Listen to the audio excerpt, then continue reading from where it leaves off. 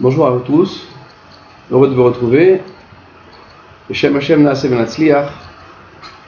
Aujourd'hui, Bezrat Hashem, nous allons continuer notre série de Shiurim Bli Neder sur la Parashat Hashavua d'après les explications du Rahaim HaKadosh Rabbi Haim Ben Attar. J'espère que Dieu va me mettre les paroles dans la bouche afin de vous faire passer le message du Rahaim HaKadosh et qu'on se réveille à la Tchouva, moi le premier, parce que c'est le but. Tout ce que je dis c'est pour moi-même. D'abord le premier, c'est afin de moi-même de faire le bilan de ce que je dois changer. Et puis en plus, si on peut faire passer le message et de se renforcer dans un point bien précis qu'on va parler dans les shiur présents, alors ça sera ma joie la plus complète et mon srout le plus grand. Et je suis sûr que le Rahaim HaKadosh dans les Shamaïm est bien heureux que l'on étudie ces livres et qu'on le fasse passer comme ça en vidéo dans tous les sites internet.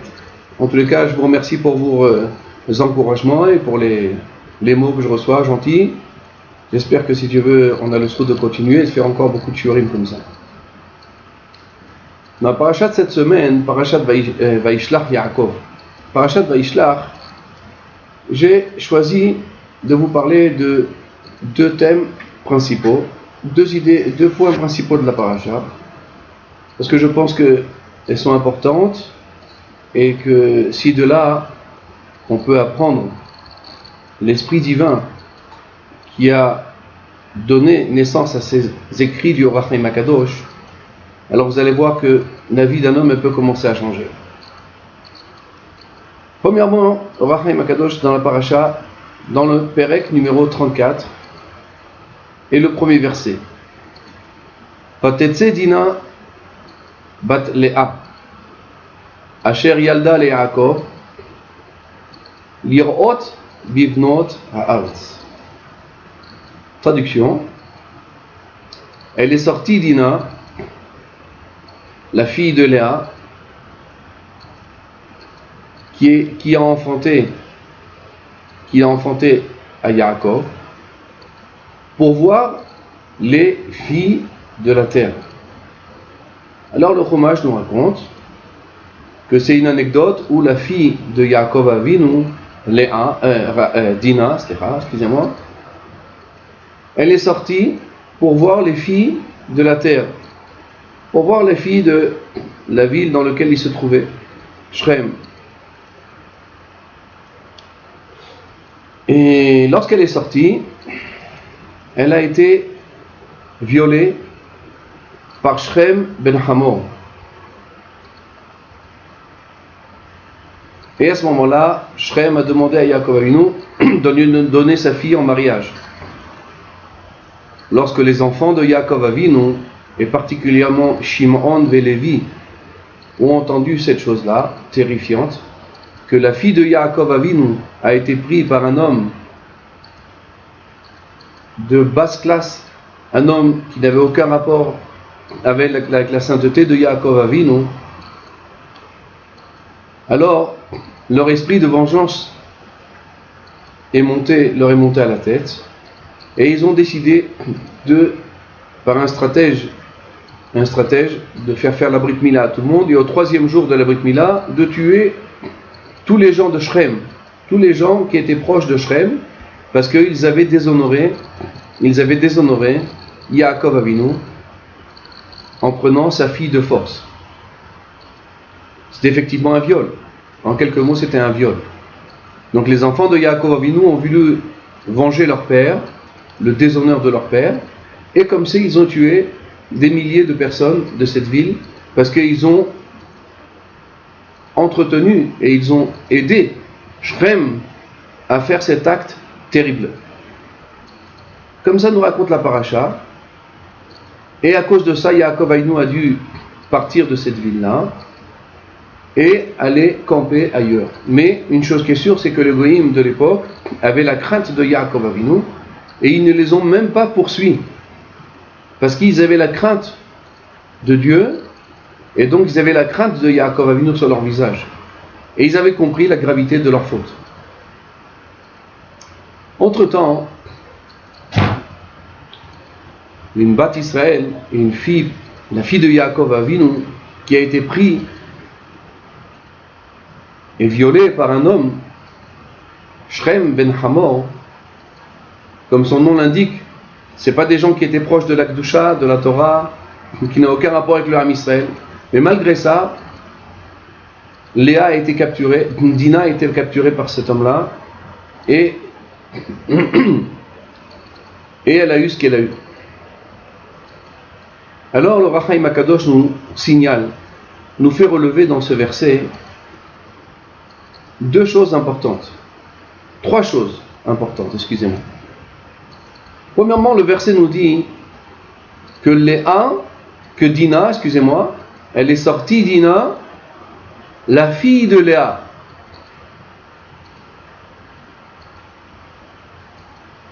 Continue le verset, il nous dit, qui a donné naissance, qu'il a enfanté pour Yaakov, Asher Yalda le Yaakov, pour voir les filles de la terre.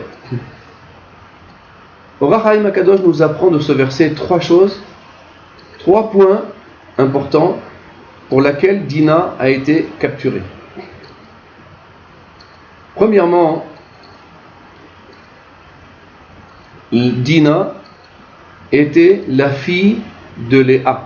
Comme ça le verset nous dit, Batetse Dina bat Léa. Alors nous dit le Rachaim Akadosh, pourquoi est-ce que la Torah a besoin de nous préciser que Dina a été capturée par Shrem ben Hamor, elle a été violée par Shrem?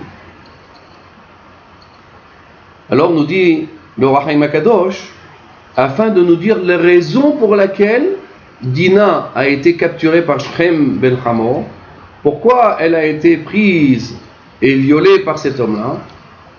Trois raisons qui ont entraîné cette chose-là. Premièrement, Bat Léa. Dina est la fille de Léa.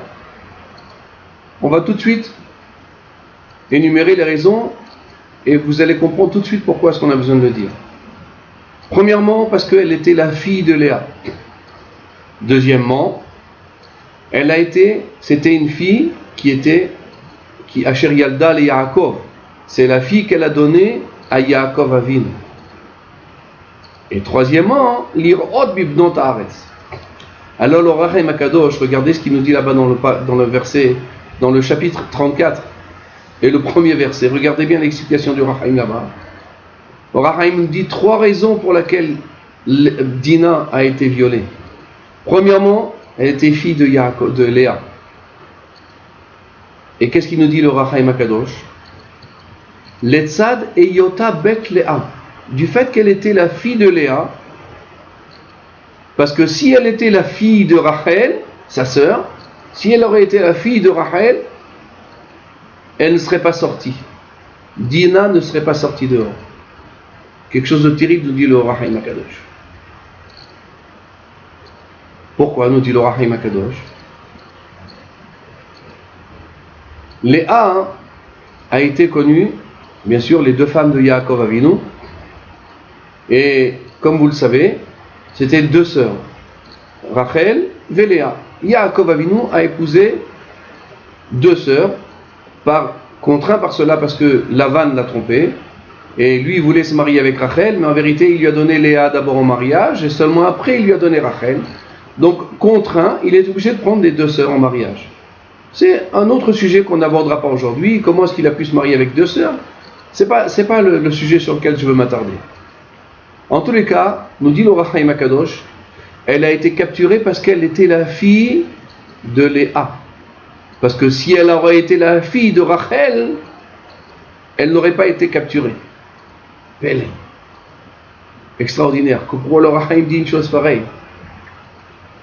Il continue le Rachaim Akadosh. Letzad eyota bat yatzanit. Du fait qu'elle était la fille d'une femme yatzanit. La traduction est mot yatzanit en français, ça ne se traduit pas littéralement, mais ça veut dire c'est une femme qui aimait sortir. Comme ça la Gemara elle dit sur Léa. c'était une femme qui aimait sortir. Au contraire de Rachel, qui était une bat, Rachel, Shiaïta, Kol Kvuda Bat Melech Pnima. Le respect d'une jeune fille ou d'une femme, c'est lorsqu'elle se trouve dans sa maison. Rachel n'aimait pas sortir dehors. Léa, elle aimait sortir. Comme ça, la Gemara nous dit. Alors attention, on parle ici de nos imaot. Rachel et Léa, aussi bien Rachel que Léa, c'était des femmes tzadéket. C'était des femmes d'une grande pureté. C'était d'une femme d'une grande sainteté. Et si ce n'était pas parce que c'est marqué ici, je ne vous l'aurais jamais dit, Chas v'Shalom. Seulement, on va apprendre de là un point bien important. En quoi cela a entraîné que Dina a été capturée par Shrem? Parce qu'elle était la fille de Léa. Et quelle était la qualité de Léa? En tous les cas, quel était le défaut de Léa? Puisque ça a entraîné, vous allez voir par la suite, pas des bonnes choses. Ça a entraîné que de la même manière que sa maman, elle aimait sortir, ça a entraîné que Dina aussi aimait sortir. Alors je m'explique tout de suite. La Torah nous dit, Parashat Vayechi, Issachar Hamor Garem. Issachar Hamor Garem, comme ça nous dit le pasuk là-bas, Robetz ben Mishpetaim. Issachar a été conçu grâce à un âne. Comme ça le verset nous dit. Issachar Hamor Garem. Alors le Rachaim Akadosh là-bas dans la parashat Vayechi. Regardez le verset là-bas qui parle de ce verset-là. Dans la bracha de Yaakov Avinu aux tribus avant de mourir, il a béni Issachar en disant Issachar Hamor Garem. La naissance de Issachar est venue grâce à un âne. Alors on nous dit la Gemara là-bas, qu'est-ce que ça veut dire? En quoi un âne a pu entraîner la naissance de Issachar? Et Issachar, c'était pas une des tribus, une des simples tribus, c'était la tribu qui représentait les Bnei Torah, puisque Zevulun allait faire du commerce afin d'entretenir Issachar, que lui étudiait la Torah, était plongé dans les textes, était plongé dans les yeshivot et les Beth Midrash. Pendant ce temps-là, Zevulun sortait faire du commerce, du business dans le monde entier, et avec l'argent qu'il recevait, il donnait moitié-moitié. Donnait moitié, il entretenait les gens qui étudiaient la Torah, et avec l'autre moitié, alors il vivait lui-même. Donc Issachar, c'était des gens de Kodesh Kodashim, c'était les Bnei Torah, les gens qui étudient la Torah. Et c'est les tribus de Issachar. Vient la Torah nous dit que d'où est né Issachar, un âne, excusez-moi, a donné naissance. En tous les cas, la naissance de Issachar est venue grâce à un âne. Alors la Gemara explique là-bas, et le Rachaim ramène ce midrash. Lorsque Léa a acheté à Rachel, parce que les deux, Rachel et Léa avaient deux tantes. Une fois, Yaakov Avinu est allé dans la tente de Rachel, et une fois, il allait dans la tente de Léa. Et un jour, il y a une histoire avec les Doudaïm, c'est dans la parashat Hashavua, la parashat d'avant. Alors, Léa, Réhouven, qui avait les Doudaïm de sa mère, a acheté le droit de dire à Yaakov Avinu, et elle a acheté le droit à Rachel, que cette nuit-là, Yaakov ne sera pas avec elle dans la tente, mais il sera avec Léa. Elle l'a acheté avec des doudaïm de son fils, et ainsi pour liser le fromage, vous allez voir ça. Donc effectivement, elle a acquis le droit que Yaakov Avinu devait coucher avec elle, devait rester avec elle dans sa tente la nuit que l'on parle aujourd'hui, que l'on parle maintenant. C'est la nuit où Yaakov Avinu a enfanté Issachar. Puisque Léa voulait tellement avoir des enfants de Yaakov Avinu qu'elle a acheté avec les doudaïm de Réhouven le droit d'acheter Yaakov Avinu pour cette nuit-là. que jamais personne ne comprenne que les kavanot, les pensées de nos mamans, de Rachel et de Léa, c'était des pensées bassement matérielles, d'avoir un plaisir matériel, chas v'chalila. Que Dieu préserve, on parle de nos imaot, on parle de Yaakov Avinu. Et on était à l'époque où le Ham Israël était en train de se créer. Nos avot, Avraham, Yitzhak et Yaakov, c'est eux qui ont donné naissance au Ham Israël.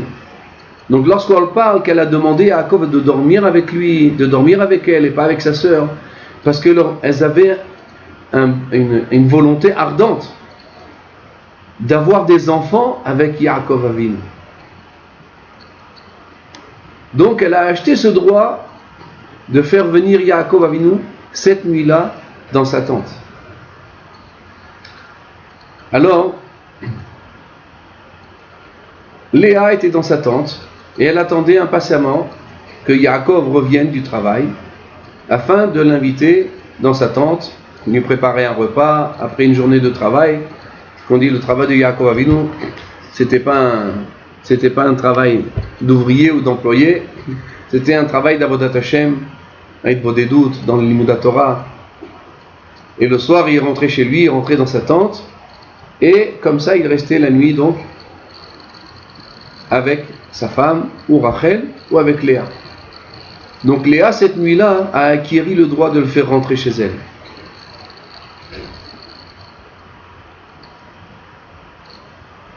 Léa attendait impatiemment dans sa maison, dans sa tente, et soudain elle entend l'âne de Yaakov Avinu qui, comment est-ce qu'on dit le bruit de l'âne, qui hennissait, l'hennissement de l'âne, i-en, comme vous le savez. Donc l'âne a fait son bruit, a henni, et Léa, lorsqu'elle a entendu l'âne de Yaakov Avinu, elle a compris que Yaakov Avinu est en chemin pour rentrer. Elle est sortie de sa tente afin de l'inviter à rentrer chez elle. Et effectivement, Yaakov Avinu a été dans la tente de Léa. Cette nuit-là, c'était la nuit de la conception de Issachar. Donc c'est pour ça, la Torah nous dit, Issachar Hamor Garem. Issachar, qui a entraîné la naissance de Issachar? Un âne. Lorsqu'elle a entendu l'âne de Yaakov Avinu hennir, alors elle l'a fait rentrer dans sa tente et Yaakov Avinu est rentré dans la tente de Léa. Écoutez bien ce que je vais vous dire maintenant. De là nous dit le Midrash que Léa était Yatsanit, c'est-à-dire c'était une femme qui aimait sortir. Imaginez-vous un peu de quoi on parle. Lorsque je vous ai dit ça il y a 10 minutes de ça, au début du shiur, que Léa elle aimait sortir, alors vous allez dire ouais, elle aimait faire les magasins, elle allait sur les grands boulevards, elle allait aux Galeries Lafayette au printemps, elle allait faire les magasins. Non, pas du tout, pas du tout. Hasbi Khalila, Noimaot, Rachel Véléa. Ah, qu'est-ce qu'elle était Yetzanit? En quoi elle aimait sortir? Elle est sortie de sa tente afin d'inviter Yaakov Avinu à venir, son mari. Elle est sortie afin de l'accueillir et le faire rentrer dans sa tente. Au Rachaim Akadosh, on dit là-bas dans la paracha, du fait qu'elle a fait une action qui est apparemment pas tellement morale, puisqu'elle est sortie afin de demander à son mari de venir chez elle. Alors, elle a donné naissance à une fille, Dina, qui elle aussi a hérité des gènes de sa mère. C'est devenu génétique. Ça veut dire que de la même manière que la maman elle aimait sortir, de la même manière la fille aussi a hérité de ses gènes et elle aussi elle a aimé sortir. Pourquoi? Je ne veux pas arranger sur le sujet, parce que c'est Védaï, d'après la morale juive, une femme ne doit pas demander à son mari, c'est pas à la femme de demander à son mari de venir avec elle cette nuit-là ou de rester avec elle. C'est pas tellement moral, mais c'est moral dans le sens que la kavana de Léa était de Léa était d'avoir des enfants avec Yaakov Avinu. Elle voulait un enfant de Yaakov Avinu. C'était pas par plaisir matériel, hasve khalila. C'est sûr que si une femme réclame des plaisirs matériels de son mari, c'est pas là la sainteté du Ham Israël. Mais Léa, c'était pas du tout sa volonté. Sa volonté, c'était simplement de donner des enfants au monde. Donc il en est sorti de là Issachar. Maintenant, ce côté génétique de Léa, qu'on a dit sur elle qu'elle était Yatsanite, ça a entraîné que ses enfants aussi sont devenus des gens qui aimaient sortir. Dans la deuxième partie du shiur, on reprendra ce midrash que je viens de vous dire, parce qu'on apprend aussi des choses de là. Mais pour en revenir à notre histoire de Dina, qui a été pris par Shrem, donc le Ohr HaChaim HaKadosh dans notre paracha nous dit, c'est la raison pour laquelle Dina, elle a été capturée par Shrem. Pourquoi? Parce que Shrem a entendu que Yaakov Avinu se trouvait dans la ville. Yaakov Avinu, que tout le monde entier était béni par Yaakov. Là où rentrait Yaakov Avinu, la bracha rentrait avec lui. Donc toutes les nations voulaient se coller à lui. Et ainsi, lorsque Yaakov Avinu est rentré dans la ville de Shrem, alors Shrem a eu un désir ardent de prendre sa fille, Dina, pour épouse. Seulement, il ne l'a pas fait dans les règles de l'art, et il ne l'a pas fait d'une manière comme il fallait, puisqu'effectivement, il a violé Dina.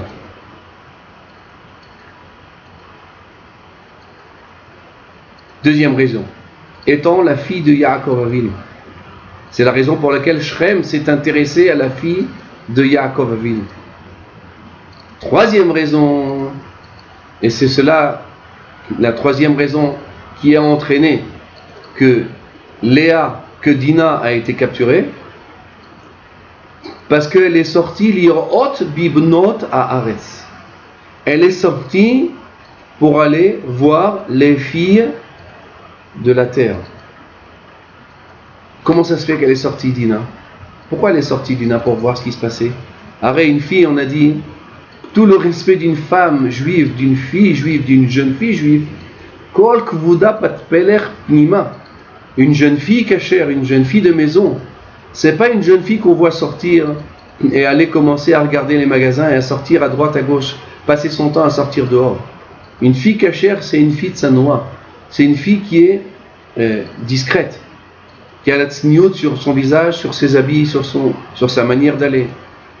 Et puis Tom, Dina a décidé de sortir voir les filles de la terre. Qu'est-ce que ça veut dire voir sortir de la terre?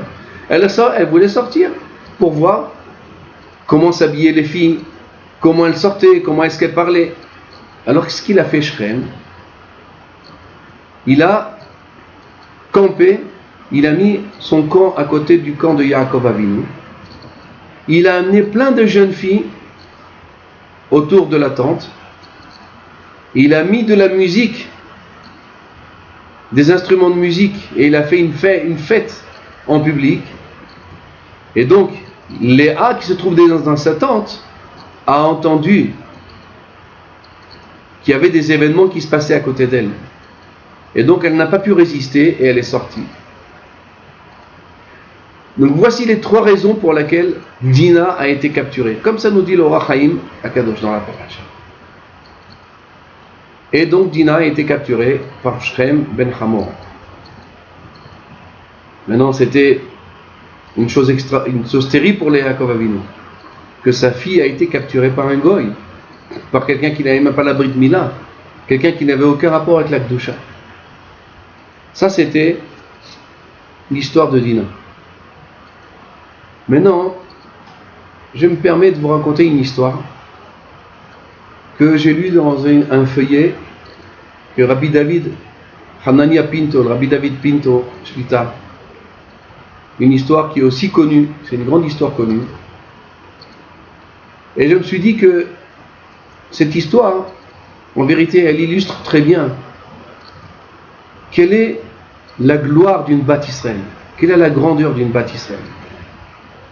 en quoi une Bat Israël, quelles sont les qualités d'une fille d'Israël? Elle doit se glorifier dans ses qualités. Alors premièrement, comme on va l'apprendre la paracha, une Bat Israël ne doit pas aimer sortir. Ça ne doit pas être son histoire. Une Bat Israël doit être une fille de maison, une fille qui aime s'occuper de sa maison, de sa famille, une jeune femme, une jeune fille, une femme mariée. Ça ne doit pas être quelqu'un que l'on voit sortir dans les rues, se promener en permanence, ou aller dans les soirées, une autre à l'autre. Pourquoi? Parce que d'une chose à une autre, alors la personne, elle se laisse emporter par les choses de la vie. Et après, sa tsniout, sa pudeur, elle est un peu abîmée. Parce que toute la pudeur d'une femme, c'est dans sa maison. La grandeur d'une femme, c'est lorsqu'elle est cachée. Pas cachée, chas v'shalom, cachée, mais ça veut dire elle est discrète. D'ailleurs, de notre époque, il y a des femmes maintenant qui s'habillent avec un châle, qui mettent un châle sur la tête et tout ça. Ce sont des minagim qui amènent, que le Ben Ishraï ramène, que le Pelei Yoetz ramène, que le Gdolei Israël ramène. Maintenant, de notre époque, c'est pas quelque chose que toutes les femmes le font. Et c'est pas quelque chose, ça c'est pas à moi de donner mon avis sur ce genre de choses. Ce sont des choses que des Gdolei Israël ont parlé avant. Une chose qui est sûre, que la tzniut, la discrétion d'une femme, la pudeur d'une femme, c'est ça sa grandeur. Une fois j'ai entendu le Rav Elbaz, Rav Reuven Elbaz de la Yeshivat Orach Chaim, qui disait comme ça: la pudeur d'une femme, la tzniut d'une femme, c'est comme les tfilines d'un homme. De la même manière qu'un homme se orne avec ses tfilines tous les matins, c'est un ornement pour un homme d'avoir des tfilines sur la tête, d'avoir des tfilines à son bras. C'est un PR, c'est un ornement. Alors l'ornement d'une femme, nous dit le Rav Elbaz, Shlita, que l'ornement d'une femme, c'est sa tzniut, c'est sa pudeur. Sa manière d'aller, sa manière de marcher, sa manière de se baisser, sa manière de parler avec les gens, sa manière d'être discrète dans son habillement. Les halachot de tzniut, c'est pas moi qui vous les donnerai aujourd'hui. Je veux simplement relever cette nekuda de la tzniut. Et j'ai lu l'histoire qui était connue, mais je la connaissais pas très très bien. Et j'ai lu cette histoire dans un des livres du Rabbi David Pinto Shlita, qui ramène cette histoire à l'époque du Maroc. C'était vers les années 1800. Il y avait là-bas une femme, une jeune fille plus exactement, qui s'appelait Sulika. Sulika Lala, c'était son nom. Une très belle jeune fille de l'âge de 17 ans, qui était très très belle, mais qui était très pudique, qui avait une grande tzniut.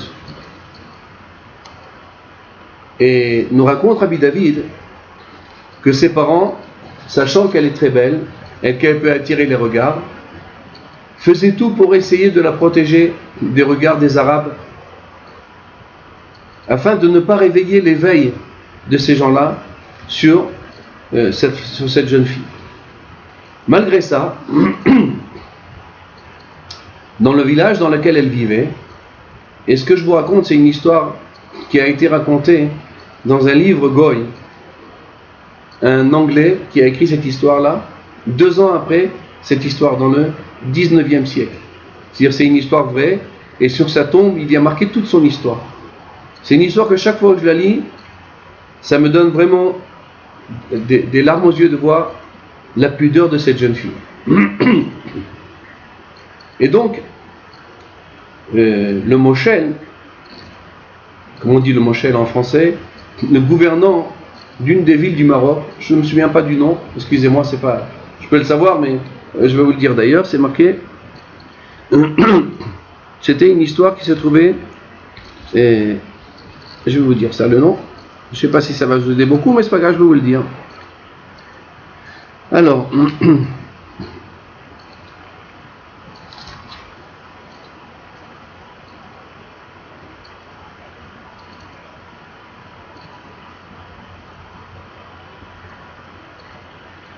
bon, je vois pas le nom de la ville. En tous les cas, le gouverneur de la ville avait mis les yeux sur cette jeune fille. Et chaque fois qu'il la rencontrait, essayait de la séduire par tout moyen, de jeter la religion juive et de prendre sur elle la religion islamique.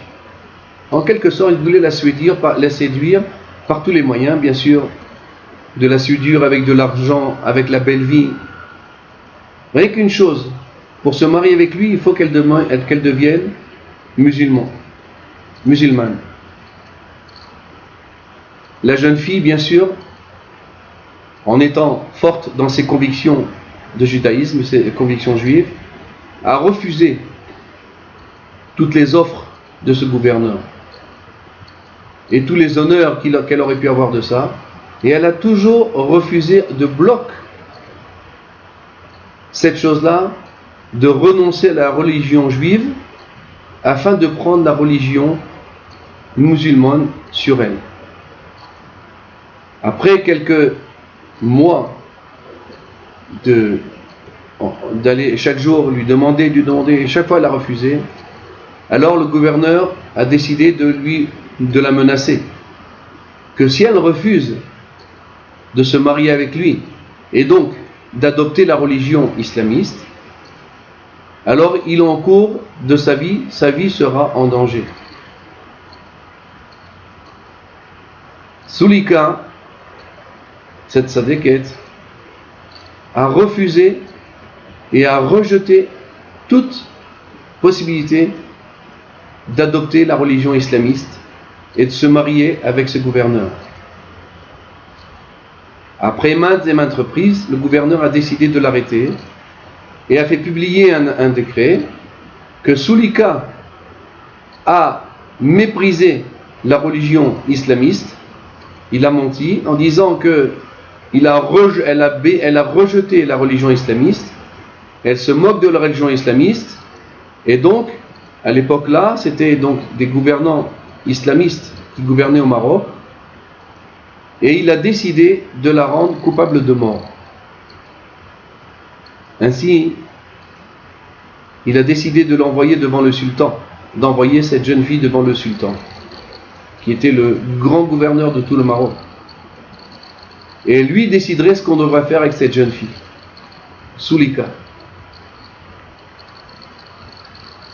Et effectivement, ils ont envoyé Sulika à Fès, dans la ville de Fès, afin de trancher là-bas, afin de donner le jugement final. Quelle est la peine qu'encourt cette jeune fille qui a méprisé l'islam? Lorsqu'ils l'ont prise à Fès devant le sultan de l'époque, le sultan lui a dit: je te laisse encore une chance. Si tu renies ta religion afin d'adopter la religion islamiste, tu sors de là en liberté et on ne te fera rien du tout. Sulika, d'un air décidé et sans hésitation, lui dit au sultan: je ne renierai jamais ma religion. Je suis juive et je resterai juive jusqu'à ma mort. Le sultan a vu qu'il avait affaire à une jeune fille bien décidée, a décidé que cette jeune fille devrait être tuée. Et comme ça, ils l'ont mis en prison. Le rave de la ville de Fès est venu voir la fille Sulika et il lui a expliqué que c'est une grande messiro de nefesh que tu fais, et la gravité de la chose, c'est un grand kiddush Hashem, mais peut-être que tu regretteras après d'avoir ce que tu fais maintenant, parce que tu risques ta vie maintenant. La même chose avec le rave de la ville. Il dit: Rabbi, je ne renierai ma religion dans laquelle je suis né. Je suis juive et resterai juive jusqu'à mon dernier jour. Après maintes et maintes tentatives du sultan de la convertir à l'islamiste, le jour de l'exécution est arrivé. Et son exécution a été décrétée de telle sorte qu'on attacherait cette jeune fille, Sulika, Sadeket, à la queue d'un cheval et on la tirerait comme ça dans des chemins déserts, là où se retrouvent des rochers, des piquants, des arbustes, et ainsi de suite, et on la tirerait comme ça jusqu'à ce que mort s'en suive. Et ainsi, le jour du décret est arrivé, et tous les gens de Fès, tous les musulmans qui étaient assoiffés de sang, sont arrivés et ont assisté à ce spectacle. Juste avant de commencer le spectacle, alors le sultan encore a insisté. Peut-être tu veux revenir sur ce que tu as décidé, peut-être que tu vas maintenant, tu es prêt à accepter la religion islamiste. Et Sultana, toujours la même chose, je ne renierai jamais ma religion, je resterai toujours fidèle à la religion juive, jusqu'au dernier de mon souffle. Alors le sultan a décrété de faire partir le cheval et de le faire galoper. Et ainsi, comme ça, pendant quelques minutes, ils ont fait tirer comme ça Sultana, comme ça, tiré par le cheval, une souffrance qu'on ne peut même pas imaginer. Soudain, on aperçoit Sultana qui lève la main et donc tout le monde s'est arrêté. Le sultan s'est dit peut-être qu'elle est revenue sur ce qu'elle a fait, peut-être qu'elle a décidé de prendre sur elle la religion islamiste.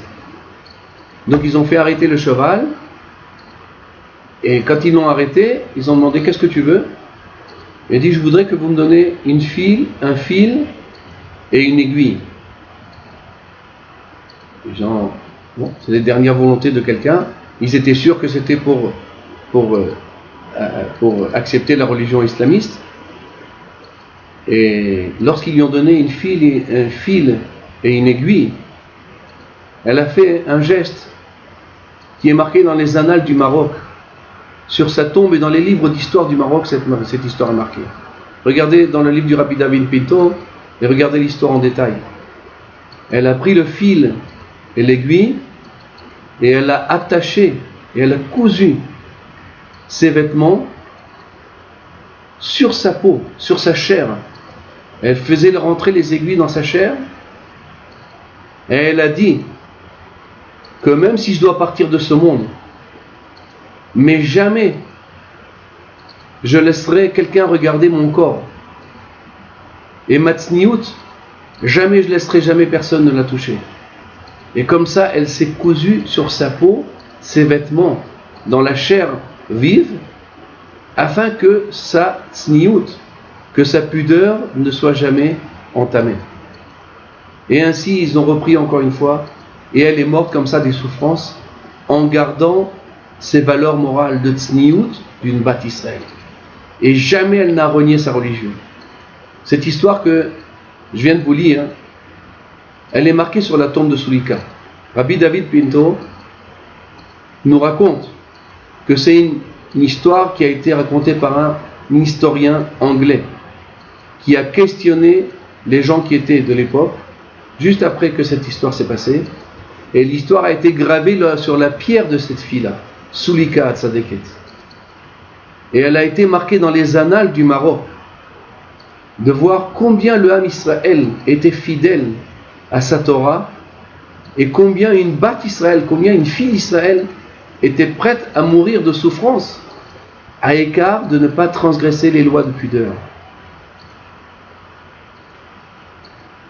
Rabbi David Pinto là-bas nous dit dans le livre, d'ailleurs c'est un endroit que les gens fréquentent, et les jeunes femmes qui n'ont pas eu encore le srout d'avoir des enfants vont sur sa tombe afin de demander que Sulika intercède pour eux pour avoir des enfants. Et effectivement, les gens voient des miracles là-bas. À mon avis, c'est dans la ville de Sfez, qu'elle est enterrée, à côté du Rabbi Yehuda Ben Attar et Rabbi Tsarfati, Rav Tsarfati.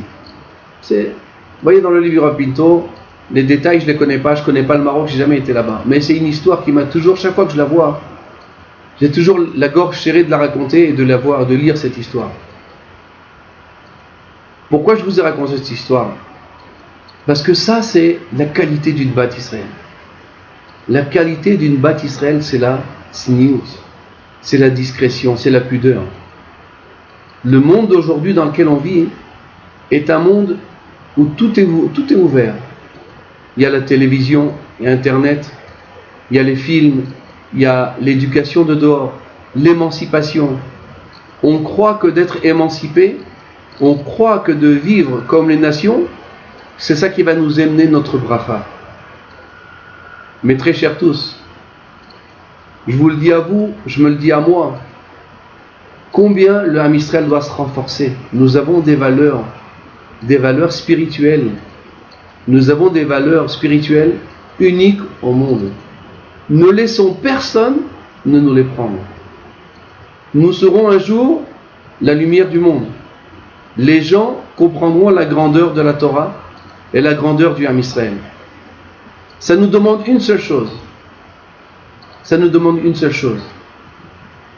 Que pour l'instant, tant que le Mashiach n'est pas venu, et tant que la vérité est encore cachée, ça nous demande simplement de faire Messirot Nefesh, d'être humble, d'être tamim, et de croire que la Torah Kdosha, et d'écouter la parole de la Torah, c'est ça qui nous amènera à la bracha. Je vais peut-être terminer ce shiur par un deuxième verset que Rabbi Haim Ben Attar interprète aussi d'une manière merveilleuse. Dans la fin de la paracha, dans le verset numéro 36, dans le paragraphe, excusez-moi, le chapitre numéro 36 et le verset numéro 27. Là-bas, ça parle des descendants de Esav. Regardez toute la liste là-bas, tous les descendants de Esav. Dans le verset numéro 27, il y a marqué comme ça. Ele bene Etzer, voici les enfants de Etzer. Bilhan, Zaavan, Ve'akan. Il y a un verset que lorsqu'on le lit, on ne s'arrête même pas dessus. C'est voici les enfants de Etzer. Qui c'est Etzer? Un des enfants de Esav. Et c'est qui les enfants de Etzer? Bilhan, Zaavan, Ve'akan. Non, c'est des noms. C'est pas des noms qu'on a l'habitude de voir. Or Haim Akadosh, comme son habitude dans le Kodesh, nous fait relever une autre manière de voir le verset. Il nous dit comme ça. Elle bene Etzer. En hébreu, ça se traduit. En hébreu, alors, je ne peux pas vous le traduire et vous l'expliquer en même temps. Je vais vous le dire en hébreu. Et si vous comprenez, le principal c'est de comprendre l'idée qui se trouve derrière ce verset-là. Or Haim Akadosh nous dit que ce verset fait une allusion à autre chose. Ce n'est pas seulement les enfants de Esav qui sont marqués ici. Mais, en vérité, se trouve là une leçon de morale, une leçon de moussar extraordinaire qui se trouve ici. C'est quoi cette leçon de morale? Ele bene Etzer. Voici les enfants de Etzer. C'est qui Etzer? Etzer en hébreu, ça s'écrit Aleph Tzadik Resh. La racine étymologique du mot Etzer, c'est Otsar. C'est Otsar. C'est quoi Otsar? C'est un Otsar, c'est un trésor. Un trésor, voilà, c'est le mot. Voici les enfants du trésor. C'est qui les enfants du trésor? Nous dit Or Haim Akadosh. Le Midrash nous dit comme ça. La Torah se plaint et il dit à Akadosh Baruch Hu, Mipnema banai aniyim. Pourquoi mes enfants sont pauvres? Pourquoi les gens qui étudient la Torah se plaint à Akadosh Baruch Hu? Nous dit, la Torah dit à Akadosh Baruch Hu, pourquoi mes enfants sont pauvres? Pourquoi les gens qui sont concentrés dans l'étude de Torah sont toujours des gens qui n'ont pas d'argent, des gens qu'apparemment on les voit un petit peu pas très bien habillés, pas avec des habits de luxe en tous les cas, et leur maison est très simple, ils n'ont même pas de voiture, ils ont à peine de quoi finir le mois et de quoi manger. Donc mamash, la pauvreté. Alors la Torah se plaint, dit à Akadosh Baruch Hu, pourquoi mes enfants sont pauvres? Et il répond à Akadosh Baruch Hu, à la Torah, il lui a dit, Le'anchil ohavai yesh, ve'otzarotehem amale. Parce que, nous dit Akadosh Baruch Hu, nous dit à la Torah, sache une chose, ma fille. Il parle à la Torah. Il lui a dit, parce que je vais leur donner un héritage, Shai Olamot. Ça veut dire l'héritage de celui qui étudie la Torah, l'héritage de celui qui est attaché à la Torah, du matin jusqu'au soir, et toute sa vie. Les bonnes choses que Dieu lui réserve à 120 ans, c'est des choses que personne ne peut imaginer dans l'esprit. Les Anchil Olamot Yesh. Les Anchil Oava Yesh. Ça veut dire Dieu il va nous donner des héritages extraordinaires, celui qui est attaché à la Torah. Et continue le pasuk nous dit Ve'otzarotehem amale dans le proverbe 8, 21. Ve'otzarotehem amale. Et leur grotte de trésors, je vais la remplir. Ça veut dire qu'Akadosh Baruch Hu il promet à la Torah, nous dit comme ça. C'est vrai qu'ils souffrent dans ce monde-là. C'est vrai qu'apparemment, ils n'ont pas une vie facile, apparemment. Mais ce qui les attend à 120 ans, c'est une vie extraordinaire. Donc il dit à la Torah, il dit, ne te plains pas que mes enfants ils souffrent. Parce qu'en vérité, même s'ils souffrent, mais je vais leur remplir leur vie de trésors. Alors, le mot Etzer, Bene Etzer en hébreu, les trésors, c'est ce que nous dit le verset dans Michelet. Je vais remplir leurs trésors, je vais leur remplir leur grotte de merveilles, comme la grotte de Ali Baba, seulement une grotte spirituelle, pas la grotte matérielle avec de l'or qui brille de tous les côtés. C'est pas ce qui nous intéresse au Ham Israël. Et bien que je vous dise la vérité entre parenthèses, les Bnei Torah, les gens qui étudient la Torah Behemet et qui sont attachés à Dieu Behemet, c'est vrai qu'apparemment on les voit souffrir, mais en vérité ils ont une vie plus extraordinaire que n'importe qui au monde. Je vous raconterai tout de suite après une petite histoire que j'ai lue dans le livre de Rabbi David Pinto aussi et qui m'a beaucoup secoué. J'ai vu mamash la grandeur du Rabbi David Pinto Shkita. Donc c'est ça que nous dit la Torah ici. Ele Bene Etzer, nous dit le Ohr HaChaim HaKadosh. Celui qui veut, et les Bene Etzer, les gens qui veulent engranger des trésors dans leur vie et qui veulent engranger des trésors dans le monde futur, Otam hafetzim le'etzor otzar batov, tzrichim ba'olam hazeh. Il nous dit le Ohr HaChaim HaKadosh dans les mots. Il faut qu'ils, dans ce monde-là, il faut qu'ils prennent sur eux de supporter des difficultés. Ils prennent sur eux. C'est-à-dire quelqu'un, il prend le joug de la Torah, mais il faut qu'il sache. Ce joug de la Torah, il a un prix. C'est-à-dire tu veux prendre le joug de la Torah, mais il faut être prêt. Tu manges du pain, de l'eau, tu dors par terre dans des meubles de deuxième main, tu manges dans des meubles les plus simples, mais tu étudies la Torah. Comme il dit Perkei Avot, Kachi darka shel Torah. Voici l'habitude de la Torah. Pat bemelach tochal. Tu manges du pain avec du sel. Ou maim bemsura tishte, et tu bois de l'eau par mesure. Ou be ba'aretz ata yoshen, et tu dors par terre. Mais tu étudies la Torah. Heureux sois-tu dans ce monde-là et dans le monde futur. Ça veut dire, Ohr HaChaim HaKadosh nous incite ici et veut nous dire que la véritable vie, un homme qui veut aimer la vie éternelle, un homme qui aime la Torah, alors il faut qu'il ferme les yeux sur ce Olam Hazeh, sur le monde en bas. Un jour, lorsque Ohr HaChaim HaKadosh a décidé de voyager en Israël, il a pris avec lui des Talmidim. Et avant de rentrer à Jérusalem, il y a un élève qui lui a répondu: Rebbe, de quoi les gens y vivent ici? Quelle est la parnassa des gens? Comment est-ce qu'on va vivre à Jérusalem? De quelle manière on va faire? Alors Ohr HaChaim HaKadosh lui a répondu: mon fils, lorsque tu vas prendre sur toi le joug de la Torah, parce qu'on va rentrer faire une yeshiva ici, on va rentrer pour venir étudier à Jérusalem, pas pour commencer à prendre plaisir du monde. Alors il faut que tu fermes les yeux entièrement sur ce monde-là. Que tu dois t'imaginer que tu n'es là que pour une seule chose, pour étudier la Torah jour et nuit. Ah, ta parnassa, comment elle va venir? Comment Dieu va te donner ce que tu as besoin? C'est pas ton problème. Celui qui a créé le jour, il crée la Parnassa. Kari Darka Shel Torah. Ça, c'est le chemin de la Torah. Ça, c'est le chemin du Orach Chaim HaKadosh. À travers tous ces écrits, c'est ce qu'on retrouve dans le Orach Chaim HaKadosh. Que jamais le Olam Hazé ne prenait le dessus sur le monde de la Torah. Donc c'est ça que nous dit le Passouk.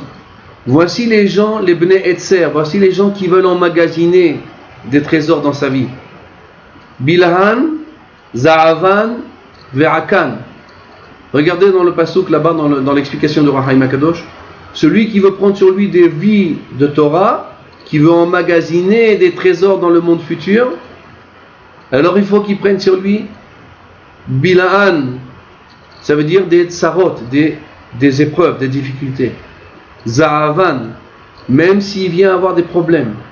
Ve'akan, et même s'il va crier de ça. C'est-à-dire, mamash, il va avoir des difficultés. Mais, il le fait par amour pour la Torah. Celui qui fait ça, il dit l'Orach Chaim HaKadosh. C'est ça la véritable vie de la Torah. Et ça, c'est la véritable richesse. Et ça, c'est la véritable Osher. Ça, c'est, comment on dit le Osher en français, le Osher, la vie heureuse, je ne sais pas comment on dit en français, il y a un mot pour le dire.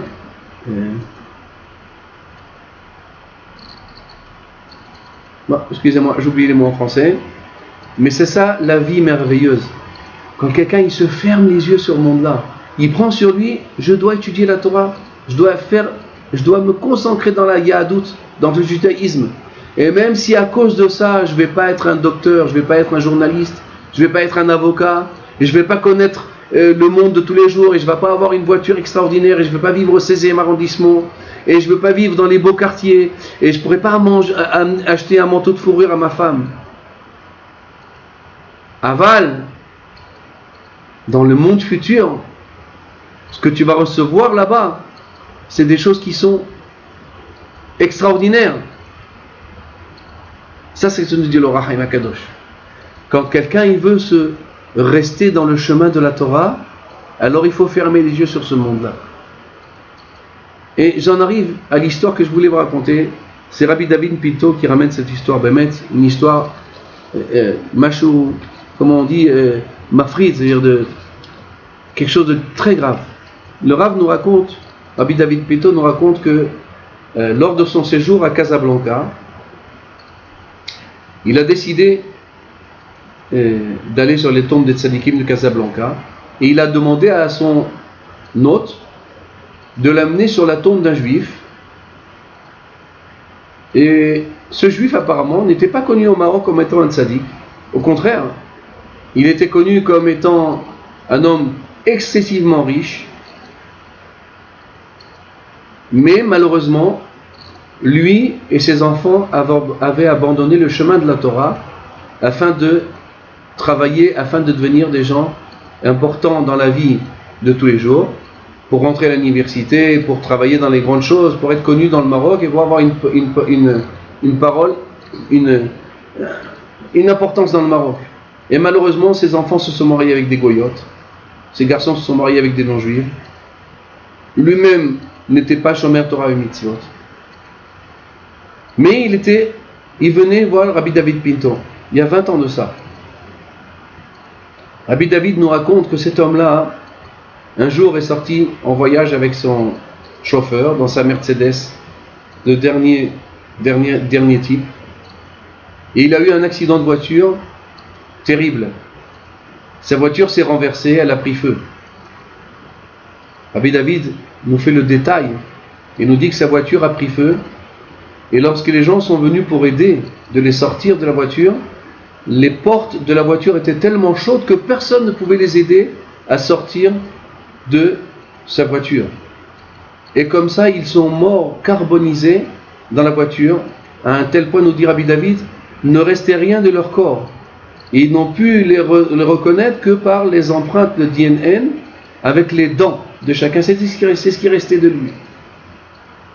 Rabbi David Pinto raconte, nous dit, la raison pour laquelle il a voulu aller sur cette tombe de cet homme-là, bien qu'étant loin de la Yahadout, parce qu'il il dit comme ça, Rabbi David, lorsque cet homme-là était dans la voiture en train de brûler.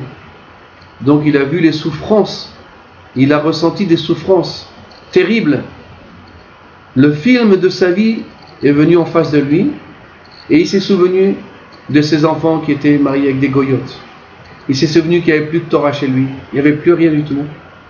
Et donc, Rabbi David dit que certainement cet homme-là, avant d'avoir quitté son âme l'a quitté, il a fait tchouva. Et il a dit que il est venu sur sa tombe pour faire Ashkava sur sa tombe parce qu'il ne sait même pas si ses enfants font Ashkava pour lui.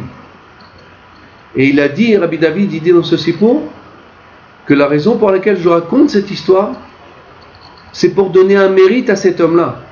Que grâce à cet homme-là, des gens vont faire Teshuvah. C'est comme un mérite que les gens ils ont compris l'erreur qu'un homme il a fait dans sa vie.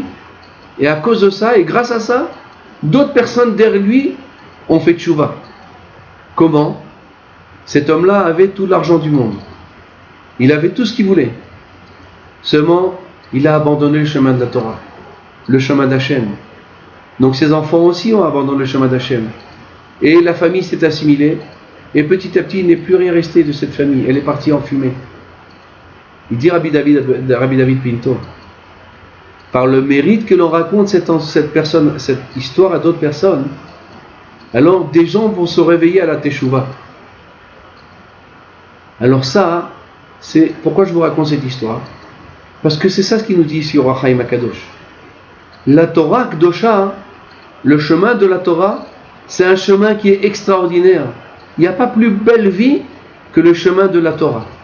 Shabbat, Tfilin, la vie de la famille, avoir des enfants et des petits-enfants, et de partager les fêtes ensemble, d'éduquer ses enfants dans les chemins de la Torah, afin que l'homme existe d'année en année, même s'il s'en va de ce monde. Il y a des enfants qui continuent son chemin. Il y a les enfants qui continuent à étudier la Torah comme lui l'a étudié. Et ainsi de suite. Mais il nous dit, le Ohr HaChaim HaKadosh, afin d'arriver à ça, il faut faire abstraction de la vie de ce Olam Hazé. À l'époque, je suis des descendants d'un rabbin de Tunis des années 1900.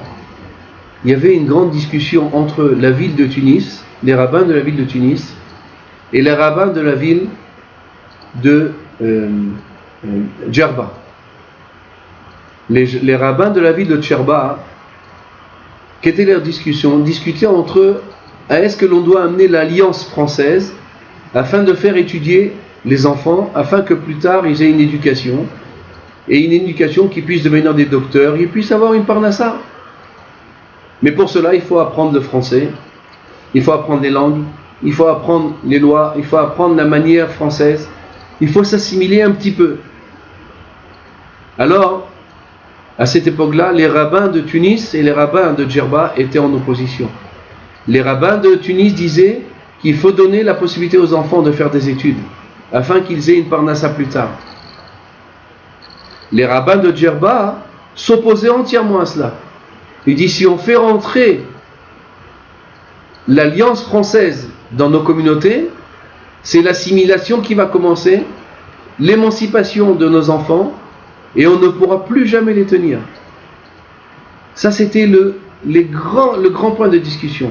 Est-ce que l'alliance est un point positif pour la communauté juive ou non? Djerba a décidé que l'alliance française ne rentrera pas à Djerba. Les rabbins de Tunis ont décidé qu'il faut oui faire éduquer les enfants dans les études, dans les lois françaises, dans la langue française, et ainsi de suite, et dans les manières. Les résultats sont connus par tout le monde. Les gens de Djerba qui ont gardé leur Yahadout de génération en génération, ce sont des gens qui ont gardé leur judaïsme et qui ne se sont jamais égarés du bon chemin. Malheureusement, à Tunis, l'émancipation a été très grande. Beaucoup de juifs, beaucoup de nos frères et sœurs se sont égarés et ont pris sur eux le chemin des Français et se sont mariés avec des gens non juifs. Alors, lorsque j'étudie ce Ohr HaChaim HaKadosh, alors je ne peux pas m'empêcher de penser que si les gens savaient que, afin de garder le judaïsme, il faut un petit peu avoir un peu de souffrance. On ne peut pas avoir le beurre et l'argent des beurres, comme on dit chez nous. Le beurre et l'argent du beurre. C'est-à-dire, si je veux garder ma Torah, ça me demande d'avoir un peu de Messirut Nefesh. C'est-à-dire, je dois faire un petit peu abstraction. Je dois un peu fermer les yeux sur Olam Hazé. Même si je ne serai pas un grand maître, ou un grand avocat, ou un grand juge, ou un grand docteur, ou un grand chirurgien, ou un grand... C'est pas mon problème. Je dois garder le chemin d'Hachem. Ça, c'est le message que le Rachaim nous fait passer. Et c'est ça ce que Sulika, l'histoire que je vous ai racontée de Sulika, nous a fait passer. Elle a pris sur elle de souffrir et de mourir en souffrance, mais une chose, de ne jamais renier la Torah Kedosha. C'est ça la différence entre celui qui accepte le joug de la Torah sans condition. Celui qui fait des conditions, petit à petit il s'éteint, chas v'shalom. Et que Dieu préserve, après les enfants et les petits-enfants ne garderont jamais le chemin d'Hachem. Bon, ça demanderait encore de parler un peu plus, de rallonger sur le sujet, mais on ne peut pas se rallonger plus que ça. Je ne veux pas faire un shiur qui dépasse plus qu'une heure. En tous les cas, voilà, c'est le message que je voulais faire partir du Or Haïm HaKadosh. La tzniut d'une bat Israël. La Messirut Nefesh du Am Israël. L'amour de la Torah, l'amour des tzadikim, c'est ça qui doit être notre but dans ce Olam. Et même si on n'arrive pas financièrement, matériellement à être des hommes influents et importants, c'est pas grave. Le principal, c'est de garder le chemin d'Hachem. Voilà, mes chers frères et sœurs, j'étais ravi d'être avec vous, de pouvoir parler avec vous du Or Haïm HaKadosh. J'espère que vous profiterez bien de ces paroles de Or Haïm HaKadosh. Et que Bezrat Hashem, on ait un Shabbat Shalom Borach. Bracha Vatzlacha pour tout le monde. Et que toujours vous soyez chazak. Rien que le chemin d'Hachem. Tout le reste, la parnassa, Dieu n'abandonne jamais. Dieu il m'a donné la parnassa aujourd'hui, il me la donnera aussi demain. Il faut beaucoup de émouna dans ce monde-là. Si quelqu'un il veut garder le chemin d'Hachem, rien que si on a la émouna. Si quelqu'un il n'a pas la croyance en Dieu parfaite, alors effectivement il va commencer à s'écarter du chemin de Dieu, à fréquenter des non-juifs et à fréquenter des chemins qui ne sont pas les nôtres. Mais ce n'est pas des chemins qui amèneront la bracha spirituelle du Am Israël. C'est pour ça, Bezrat Hashem, il y aura beaucoup à parler là-dessus, mais c'est pas grave, on va s'arrêter là pour aujourd'hui. J'espère que vous profiterez bien de ce shiur, et on se retrouve Bezrat Hashem la semaine prochaine pour un nouveau shiur. À très bientôt et Kol Tov.